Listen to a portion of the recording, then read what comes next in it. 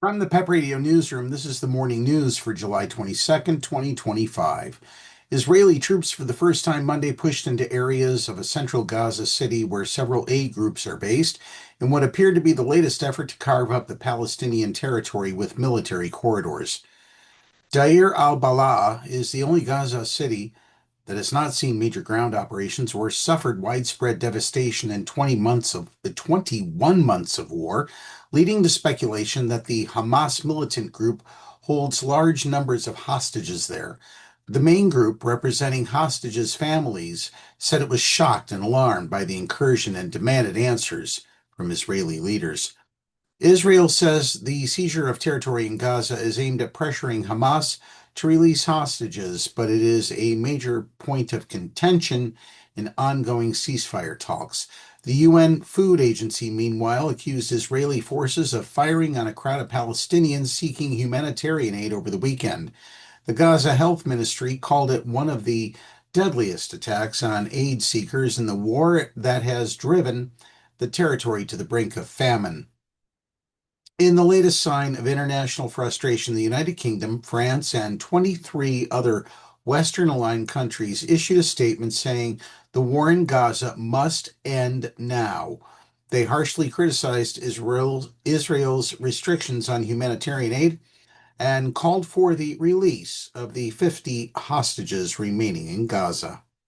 In other news, Australia's parliament resumed Tuesday for the first time since the center-left Labour Party won one of the nation's largest ever majorities in the May elections. Prime Minister Anthony Albanese thanked the traditional owners of the national capital, Canberra, at a welcome to the country ceremony in Parliament House. He noted that such ceremonies performed by Indigenous people to welcome visitors to their traditional land at the start of a new parliament has been introduced by a Labour government in 2007.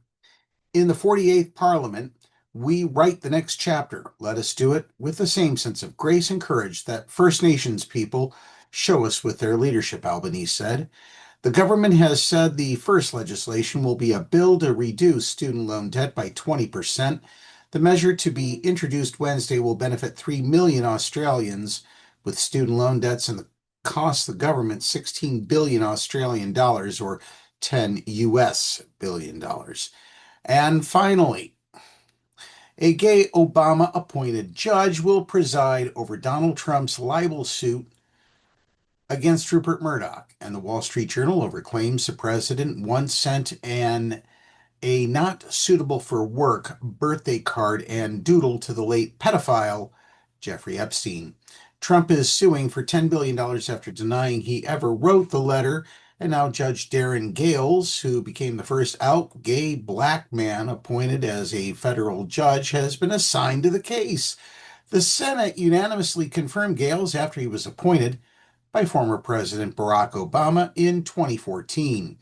Politico pointed out he earned such widespread support for being relatively bipartisan. Two Republican governors, Jeb Bush and Charlie Crist, appointed him to federal state judgeships before Obama appointed him to the federal bench. The lawsuit stems from a July 17th article in the Wall Street Journal, which alleged that Trump contributed to a book of racy letters for Epstein's 50th birthday in 2003. The article described Trump's letter as containing several lines of typewritten text framed by the doodle that he drew. The president has found himself in hot water over his connections to Epstein and his administration's recent refusal to release case files that it has long promised to share. MAGA conspiracy theorists have been chomping at the bit for the Epstein files, and many are turning on Trump as he doubles down on his administration's decision. Epstein died in prison in 2019 while awaiting trial on charges of sex trafficking minors. While the medical examiner determined that his death was a suicide, many people, especially on the right, do not believe that it was, instead asserting that he was killed to keep him silent about the clients for whom he found children to sexually abuse. Many officials associated with Trump had spent years repeating the same rumors, and Trump himself said repeatedly in 2024 that the Epstein list needed to be released. In February, Attorney General Bondi said that she was reviewing a lot of names related to the Epstein investigation and said that the Epstein list is sitting on my desk right now to review. But last week, the Department of Justice released a memo that said there was no secret client list and reaffirmed the 2019 finding that Epstein died by suicide. Many Trump supporters were outraged that the rumored client list wouldn't be released, while many on the left speculated that the reason Bondi wasn't releasing it is because Trump himself, or at least high-ranking members of his administration, is on it. Actually, are on it. That's a grammatical error on the Associated Press's part.